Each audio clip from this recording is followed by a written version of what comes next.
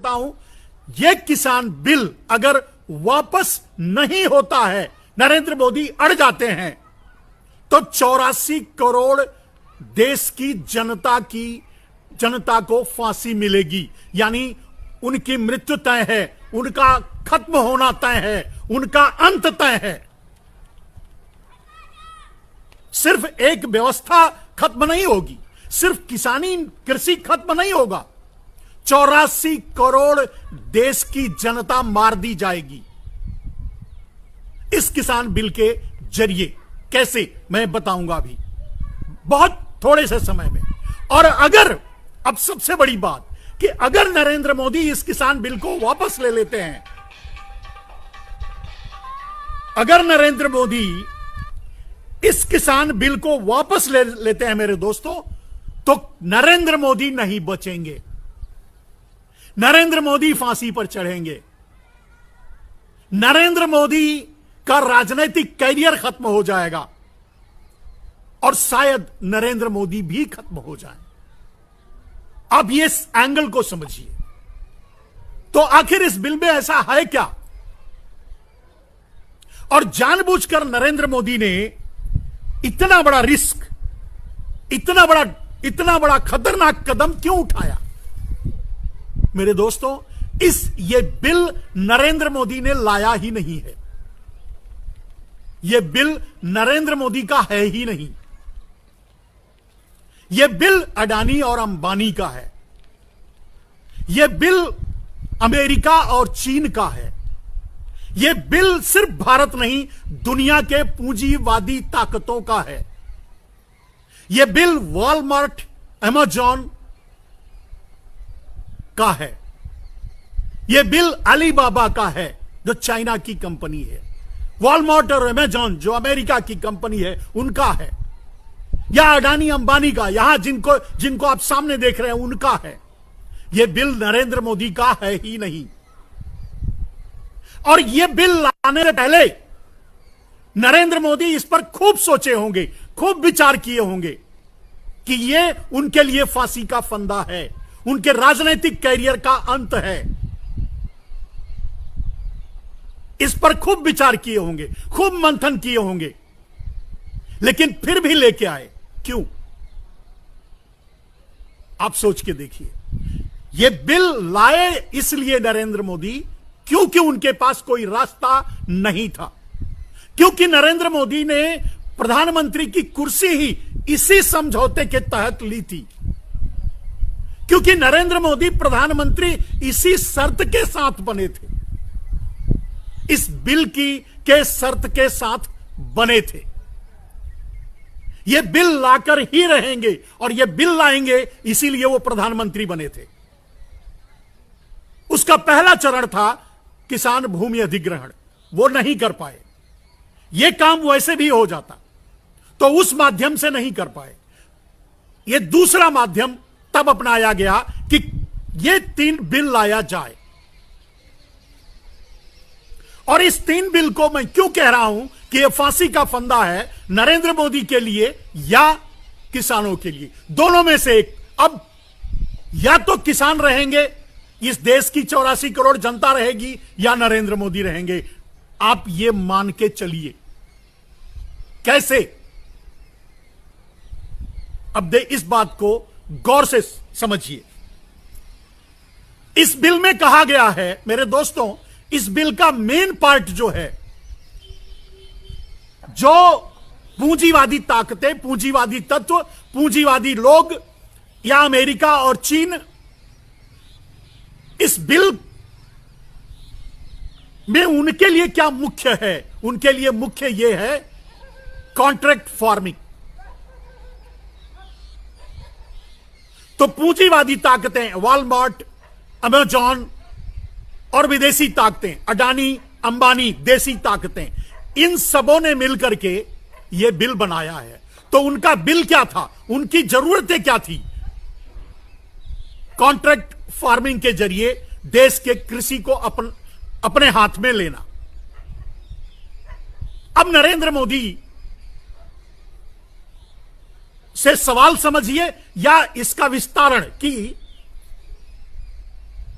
जब यह बिल बनना शुरू हुआ और नरेंद्र मोदी के सामने यह बिल रखा गया और यह कहा गया कि कॉन्ट्रैक्ट फार्मिंग के जरिए हमें कृषि पर एकाधिपत्य चाहिए, तभी हम इस देश में निवेश करेंगे। कौन?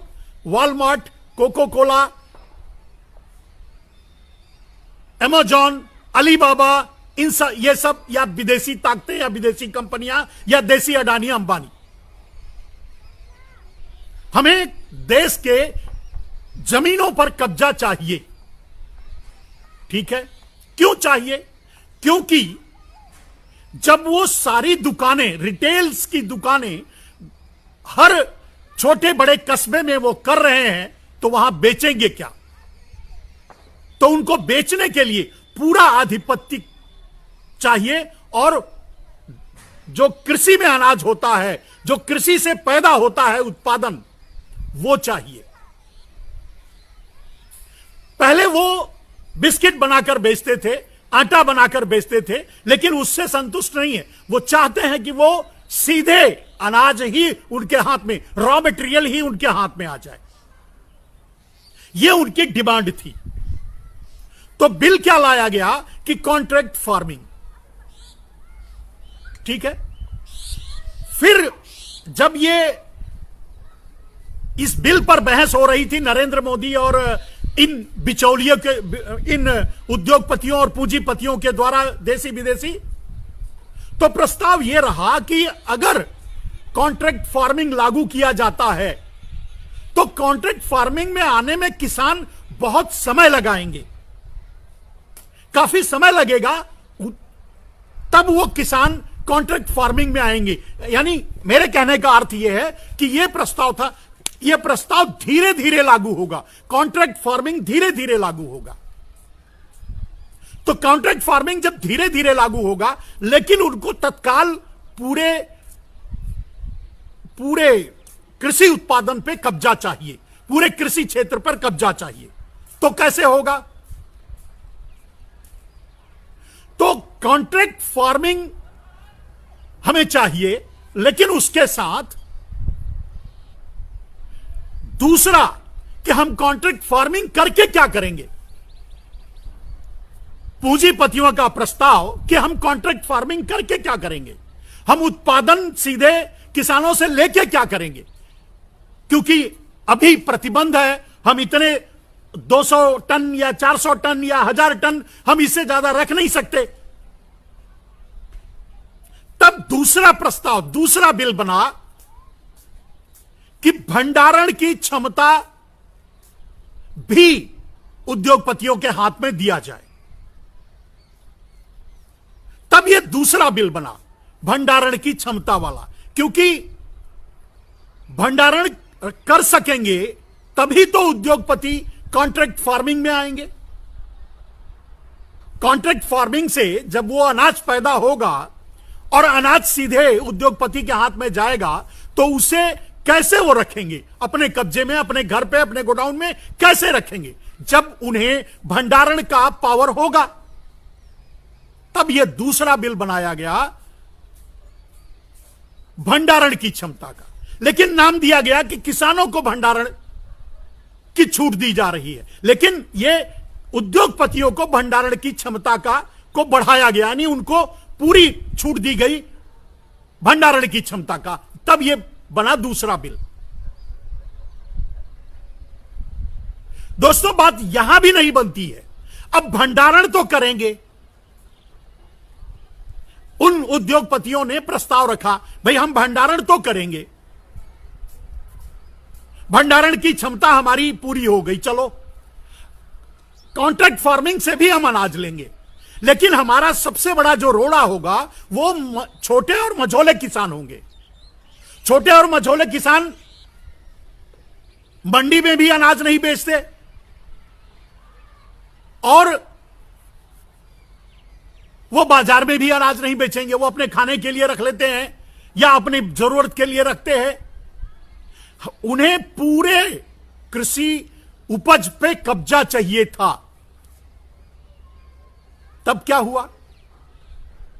तब ये फिर से किसानों के नाम पे कि किसान कहीं भी अनाज बेच सकते हैं।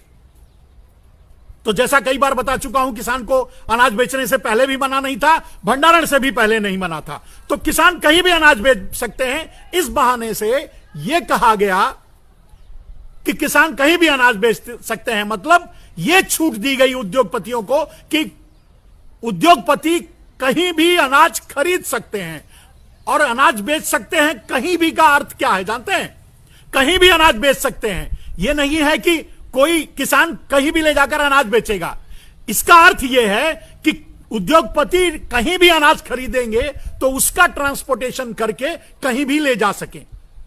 मान लीजिए अगर उद्योगपति की फैक्ट्री मुंबई में है, महाराष्ट्र में है, तो वो पंजाब में अनाज खरीदते हैं, तो उन्हें वहां से ले जा सकें, इसकी सुविधा कैसे मिलेगी? यानी कहीं भी अनाज बेच सकें।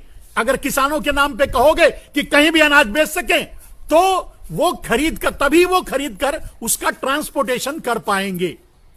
आप समझ गए? तो जो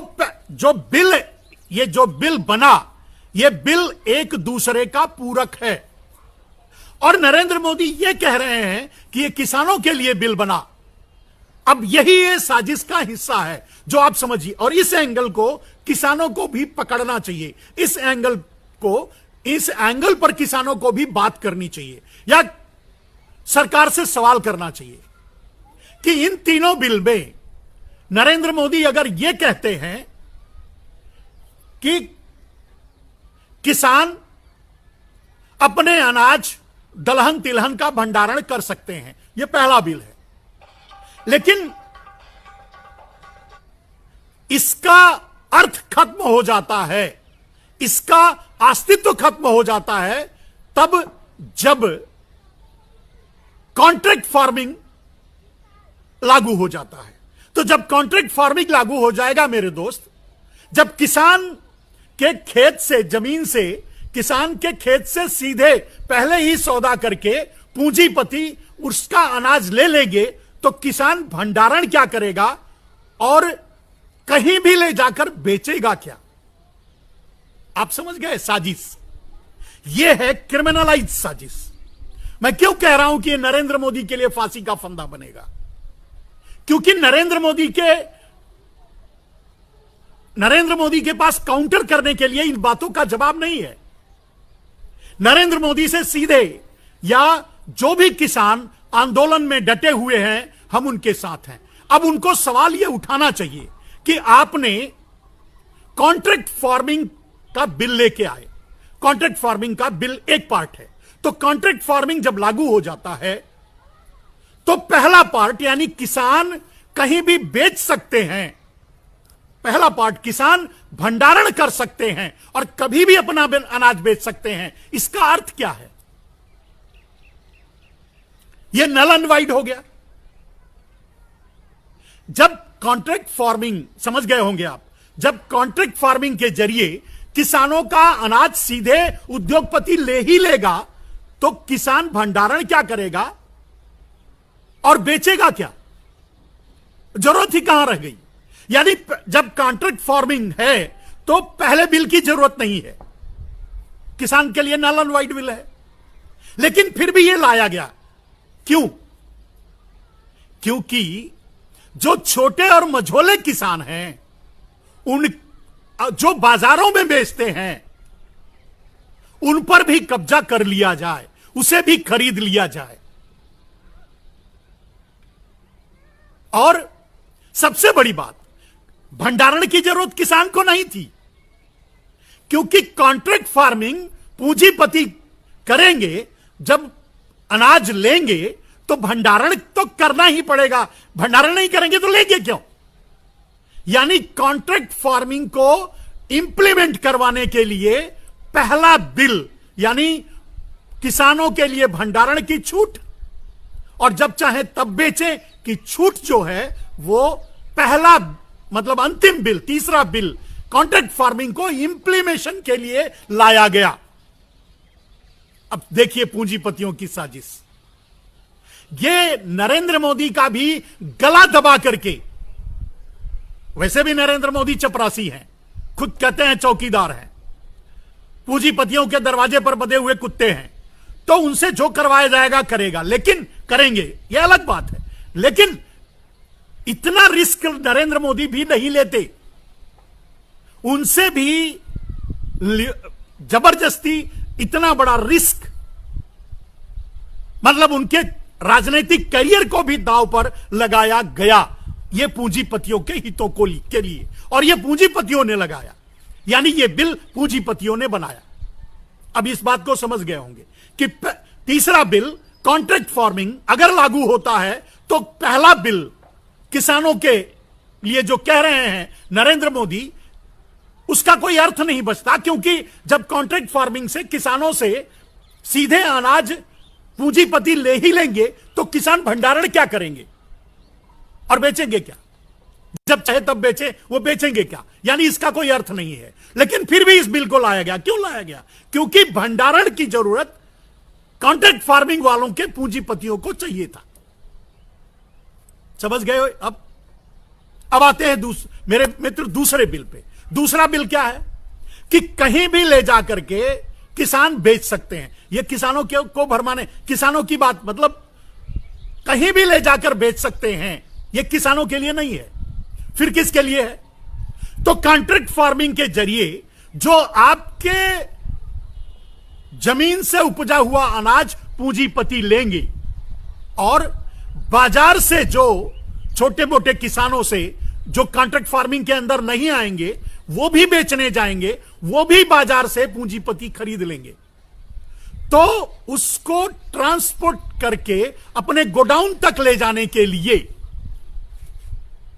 अब हर गांव में, हर क्षेत्र में, हर जिले में तो वो गोडाउन बनाएंगे नहीं, तो अपने गोडाउन तक ले जाने के लिए उन्होंने दूसरा बिल बनवाया कि किसान कहीं भी ले जाकर बेच सकते हैं। ये किसान कहीं भी ले जाकर बेच सकते हैं, इसके लिए है ही नहीं। ये है इसलिए कि पूंजीपति जो माल खरीदेंगे बाजार से, कहीं भी प्रदेश में, किसी भी प्रदेश में, किसी भी जिले में, किसी भी क्षेत्र में, वो अपने गोडाउन तक ले जा सके बिना बाधा के। You understand? ये है साजिश। कहने का अर्थ यह है मेरे दोस्तों कि ये इस बिल का रिश्ता किसानों से है ही नहीं। यह बिल फिर कहते हैं कि हमने किसानों से राय लिया, किसानों से पूछा, और जो भी नरेंद्र मोदी के दलाल, कुत्ते, डाबरमैन, हिजड़े, नपुंसक साल सब जो है ना, उनसे पूछिए ये बात। जिस एंगल से और जिस तरह से जो सवाल मैं खड़ा कर रहा हूं, आप किसी भी भारतीय जनता पार्टी से पूछ के देखिए वो क्या जवाब देता है। कोई जवाब नहीं है मेरे दोस्तों। सिर्फ और सिर्फ कॉन्ट्रैक्ट फार्मिंग का बिल पूंजीपतियों की डिमांड थी और उसकी सब्सिडरी यानी उसको लागू करने के लिए उन्हें भंडारण की जरूरत थी और उन्हें ट्रांसपोर्टेशन की जरूरत थी। इसके लिए किसानों के नाम पर भंडारण की बात कही गई पहले बिल में। दूसरे बिल में कहीं भी ले जाकर बेच सकते हैं ऐसा किसानों के नाम से बोल करके पूंजीपतियों को छूट दी गई कि वो अपने जो कॉन्ट्रैक्ट फार्मिंग से माल लें या किसानों का अनाज वो उनके हाथ में आए, वो प्लस जो बाजार से बचा खुचा माल रहे वो भी खरीदें, उसका ट्रांसपोर्टेशन करके वो अपने गोडाउन तक ले जाएं, इसके लिए बनाया गया। यानी पहला बिल भंडारण सिर्फ कॉन्ट्रैक्ट फार्मिंग के इंप्लीमेशन के लिए बनाया गया। दूसरा बिल कहीं भी ले जाकर किसान बेच सकते हैं। यह मात्र जो कॉन्ट्रैक्ट फार्मिंग के जरिए या खरीद करके जो अनाज पूंजीपतियों के हाथों में जाएगा उसे ट्रांसपोर्ट करने के लिए लाया गया, ट्रांसपोर्टेशन के लिए लाया गया। इस कहने का अर्थ यह है मेरे दोस्तों, इस बिल से किसानों का कोई मतलब ही नहीं है। और नरेंद्र मोदी से मैं कहता हूं, नरेंद्र मोदी वैसे भी चौथी फेल है और मूर्ख हैं, गधे हैं, इसमें कोई दो राय नहीं। पूंजीपतियों के हाथ के खिलौना बन चुके हैं, उनके चौकीदार, उनके दरवाजे पर बंधे कुत्ते बन चुके हैं। अगर नहीं तो नरेंद्र मोदी इस बात का जवाब दें। इन तीनों बिलों पर नरेंद्र मोदी एक श्वेत पत्र लाएं या सीधे जवाब दें मीडिया के द्वारा या किसी भी माध्यम से। नरेंद्र मोदी यह जवाब दें कि अगर कॉन्ट्रैक्ट फार्मिंग का बिल लाया गया तो पहले और दूसरे बिल का क्या औचित्य है। ये तीनों बिल अपने आप में कॉन्ट्राडिक्ट हैं। कॉन्ट्राडिक्ट का मतलब यह है मेरे दोस्तों, ये तीनों बिल अपने आप में यह बताते हैं कि यह साजिश है। और यह नरेंद्र मोदी की साजिश नहीं। नरेंद्र मोदी तो नल्ले हैं। नरेंद्र मोदी जो घर नहीं चला सका वो देश क्या चलाएगा। उनके पास तो दिमाग ही नहीं है, गोबर भरा है, वो भी गाय का नहीं, भैंस का, बैल का गोबर भरा है। और मेरे दोस्तों आप सवाल करके देखिए, मेरा जवाब सीधे नरेंद्र मोदी जी से है। अगर मैं कहूं कि नरेंद्र मोदी जी आप देश को या जो किसान बैठे हैं उनको यह बताइए कि आपने किसानों को कहा कि आपका बिल मैं मान लेता हूं किसानों के लिए बहुत फायदेमंद है, तो चलिए उस पर बहस हो जाए। तो पहला बिल आपने लाया कि किसान अपने दलहन तिलहन और अपनी उपज का भंडारण कर सकते हैं और जब चाहें तब बेच सकते हैं। मेरा सवाल यह है नरेंद्र मोदी, जब कॉन्ट्रैक्ट फार्मिंग इंप्लीमेंट होगा तो किसान के पास तो अनाज जाएगा ही नहीं, किसान तो अधिकार ही नहीं होगा। तो पहला बिल किस लिए है? यह है साजिश। मैंने इसी के खुलासे की बात की, इस एंगल की बात की थी। मेरे दोस्त नरेंद्र मोदी से मैं पूछूं, अगर मैं पूछ रहा हूं, अभी पूछ रहा हूं, मोदी जी किसानों को आप यह बताइए कि अगर तीसरा बिल कॉन्ट्रैक्ट फार्मिंग इंप्लीमेंट होता है तो किसानों के लिए जो पहला बिल है कि किसान भंडारण भी कर सकते हैं और जब चाहे बेच सकते हैं, तो वो उस बिल का क्या अर्थ है? क्योंकि जब कॉन्ट्रैक्ट फार्मिंग होगा तो अनाज तो किसान का सीधे पूंजीपतियों का हो जाएगा, अडानी अंबानी का हो जाएगा। तो किसान भंडारण क्या करेंगे? किसान के लिए भंडारण का पहला बिल क्यों लाए?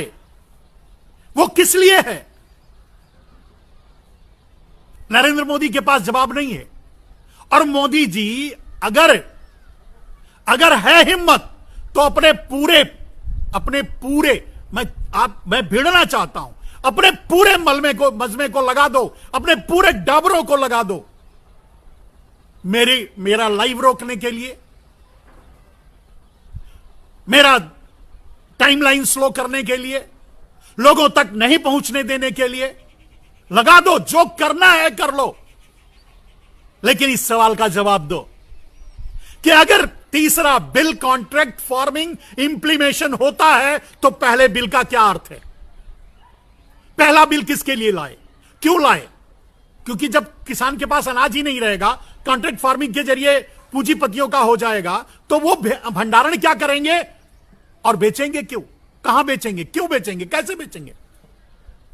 और दूसरा सवाल नरेंद्र मोदी आपसे कि अगर कॉन्ट्रैक्ट फार्मिंग तीसरा बिल लागू होता है, लागू कर रहे हैं, कर दिए हैं, तो दूसरे बिल का क्या अर्थ है? कौन सा माल लेकर के, कौन सा अनाज लेकर के वो एमपी और विदेश भेजेंगे? आप बोल रहे हो कि विदेश खुल गया, वो ऑनलाइन बेच सकते हैं। ऑनलाइन क्या बेचेंगे? ये भी तो बताओ किसानों को कि भाई तुम ऑनलाइन ये बेचना, क्या बेचेंगे?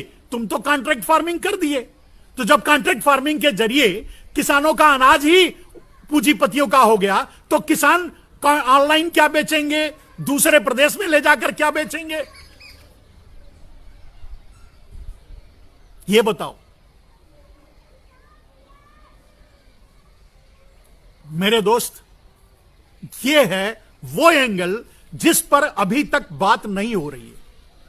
दोस्तों, अगर आप दोस्तों, अगर आप राष्ट्र हित में काम करते हैं, अगर देश हित में कुछ करना चाहते हैं, तो जो मैं कह रहा हूं इसका गहन अध्ययन कीजिए। अगर यह सही लगे तो लोगों तक पहुंचाइए, और अगर यह सही लगे तो इसे लोगों तक ना पहुंचाइए तो अपनी भाषा में इस विषय पर लाइव कीजिए, लेख लिखिए, व्हाट्सएप पे शेयर कीजिए। जिस माध्यम से आप कर सकते हैं अपने तरीके से किसानों तक, देश तक, आम आदमी तक यह बात पहुंचाइए। ये तीनों बिल, ये चैलेंज है। अब या तो किसान मरेंगे या मोदी, या तो किसान खत्म होंगे, 84 करोड़ देश की जनता मरेगी, या किसान खत्म होंगे, और या तो नरेंद्र मोदी का राजनीतिक करियर जाएगा। दोनों में से कोई तो होना है। यह फैसले की घड़ी है, यह इस पर फैसला होकर ही रहेगा। यह ठंडा नहीं होगा, यह खत्म नहीं होगा। अगर नरेंद्र मोदी अड़ जाते हैं, अगर नरेंद्र मोदी इस बिल को वापस नहीं लाते हैं, तो अनाज का पूरा पावर उद्योगपतियों के हाथ में होगा, और उस स्थिति में आपको 200, 300, 400, 500 रुपए किलो चावल, गेहूं, दाल खाने पड़ेंगे। क्या आप खा पाओगे? और नहीं तो आत्महत्या करोगे, मारे जाओगे। चलो, आप अगर कुछ दिनों तक अपना बेच करके, जमीनें बेच करके, जो भी करके खा लोगे, लेकिन जो आज 5 किलो अनाज पर जिंदा हैं, 84 करोड़ लोग जिनको नरेंद्र मोदी 5 किलो अनाज में भरमा कर रखा है, वो क्या खाएंगे? क्या वो 200 रुपए किलो आटा खरीद के खा पाएंगे? क्या उनकी हैसियत है? जो 5 किलो फ्री का अनाज खा रहे हैं, वो 50 रुपया से लेकर के 500 रुपए किलो अनाज तक खरीद कर खा पाएंगे? यानी मरेंगे। तो अगर देश को बचाना चाहते हो तो मेरे इस एंगल को लोगों तक पहुंचाओ। और दोस्तों, सबसे बड़ी बात, आप जिस टाइम लाइन पर लाइव मैं कर रहा हूं, इस टाइम लाइन पर कम से कम 3,000 लोग एक साथ लाइव पे जुड़ते थे। मेरी टाइम लाइन को ही ब्लॉक किया गया है, मेरी टाइम लाइन को ही स्लो कर दिया गया है।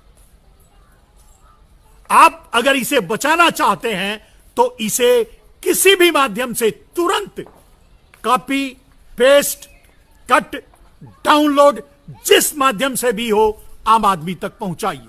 मैंने कहा कि या तो 84 करोड़ देश की जनता, किसानों सहित 84 करोड़ देश की गरीब जनता, किसान, मजदूर और गरीब, ये 84 करोड़ देश की जनता मारी जाएगी भूख से, या फिर कोरोना से, या किसी और रोग से मार दी जाएगी, क्योंकि अब उनको जरूरत नहीं है इनकी।